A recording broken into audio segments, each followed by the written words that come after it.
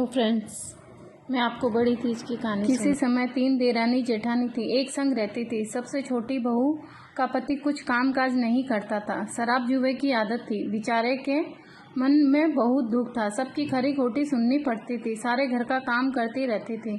एक बार कजली तीज आई, पति ने उसे वेश्या के घर पहुंचाने को कहा तो पतिव्रता थी, उसने अपने पति को छोड़ने गई। वापस आते समय मूसलाधार बारिश शुरू हो गई, रास्ते में घुटनों तक पानी भर गया, इधर चांद भी उग गया।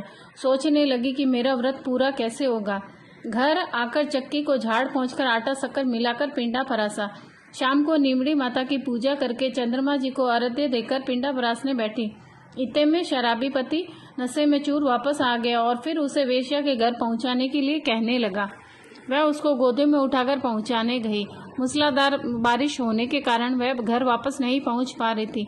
कजली माता को हाथ जोड़ रही थी कि मेरा व्रत कैसे होगा। इतने में आवाज आई, जाओ थोड़ी झोल ले, झकझोर ले। उसने देखा कि एक दोना पानी में तैरता हुआ फिदड़ और एक सत्तू उसके पास आ गया है। घर आकर वह पिंडा परासने बैठी। इधर उसके पति का वेश्या के साथ झगड़ा हो गया। तब वह वेश्या को अपना दिया हुआ धन और गहने लेकर वापस घर आ गया।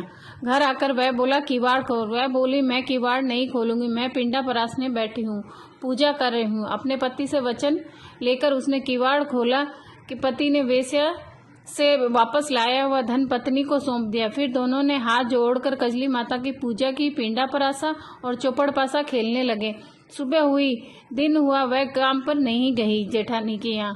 बड़ी जेठानी ने बच्चों को काकी को बुलाने के लिए भेजा। वह बोली कि मैंने बहुत दिन काम कर लिया है, मुझ पर कजली माता प्रसन्न हुई, सो मेरा पति वापस घर आ गया हमेशा के लिए। हे कजली माता, जैसे उस पर प्रसन्न हुई वैसे सब पर प्रसन्न होना। बोटी की कहानी। एक ननंद भौजाई थी। कजली तीज आई, भाभी ननंद से बोली, चलो बाई जी अपने तो बोटी की पूजा करते हैं। पूजा करते समय भाभी बोली, हम सबको सबसे मीठा मीठा रखना। ननंद बोली, हम सबको सबसे खारा खारा रखना। ननंद का सारा साल लड़ते झगड़ते बीता, भाभी का सारा साल बहुत ही अच्छा बीता। ननंद को अपनी गलती समझ में आ गई। अगले साल जब वह कजली तीज आई, तब इस बार ननंद पूजा करते समय बोली, मुझको सबसे मीठा मीठा रखना। तो बोटी ने वरदान दिया, ऐसा ही होगा। गणेश जी की कहानी। एक सास बहू थी। सासू सेठ जी के घर में काम करने जाती थी। वहाँ एक मत्थी वाले गणेश जी की मूर्ति रखी थी। सेठानी उस काम करने वाली को रोज एक रोटी देती थी। वह आधा रोटी घर ले जाती थी और आधा रोटी गणेश जी को चढ़ा देती थी। बहुत दिन हो गए तो एक दिन बहू ने सासू जी से पूछा, आपकी सेठानी कैसी है जो आपको रोज आधी रोटी देती है? कल मैं आपके काम पर जाऊंगी। दूसरे दिन वह सेठानी के घर गई। वहाँ मत्ती वाले गणेश जी के सामने रोटी के टुकड़ों का ढेर लगा था।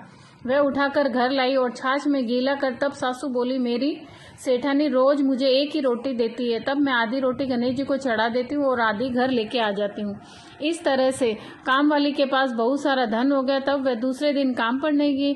सेठानी के यहाँ बुलावा आया, तब वह बोली, मैं अब आपके घर काम पर नहीं आऊंगी, मुझे तो मत्ती वाले गणेश जी प्रसन्न हुए हैं, मेरे पास तो बहुत धन हो गया है। तब सेठानी को गुस्सा आया और जाकर गणेश जी को कुएं में फेंक दिया और बोली कि मैं आपकी इतने दिनों से सेवा कर रही हूँ, मुझ पर प्रसन्न नहीं हुआ और इस काम वाली पर प्रसन्न हो गए।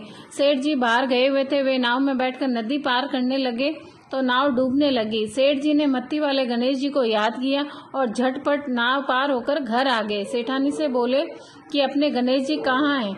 तब सेठानी बोली, उस काम वाली पर प्रसन्न हुए थे, मेरे पर प्रसन्न नहीं हुए, इसलिए मैंने गणेश जी को कुएं में फेंक दिया। तब सेठ जी बोले कि अपने पास तो बहुत धन है, अगर गणेश जी का उस काम वाली पर प्रसन्न हुए तो क्या हुआ? सेठ जी ने कुएं में से गणेश जी निकाल लिया और उनकी स्थापना की। सेठ सेठानी दोनों अच्छी तरह से रहने लगे। हे गणेश जी महाराज, जैसे उस काम वाली पर प्रसन्न हुए वैसे सब पर प्रसन्न होना।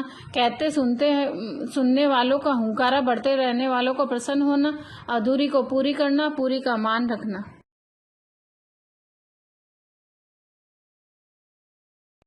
सारी कहानी कहने के बाद लपसी तपसी की कहानी जरूर सुनना चाहिए।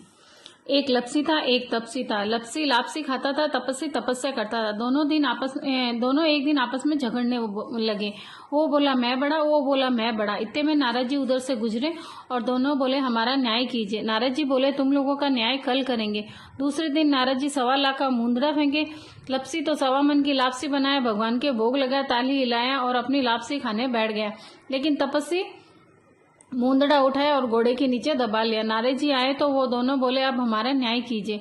नारद जी बोले, तपस्वी तुम्हारा घोड़ा उठाओ। तपस्वी के घोड़े के नीचे 1.25 लाख का मूंदड़ा निकला। नारद जी बोले, तेरी तपस्या में भंग पड़ गया, लपसी बड़ा है। नारद जी जाने लगे, तब तपस्वी उनका पांव पकड़कर बोला, मेरा प्रायश्चित कैसे होगा? नारद जी बोले, कार्तिक महीने में औरतें पूजा करेगी और कहानी कहेगी। जो तुम्हारी कहानी नहीं कहेगी उसका धर्म तुमको मिल जाएगा।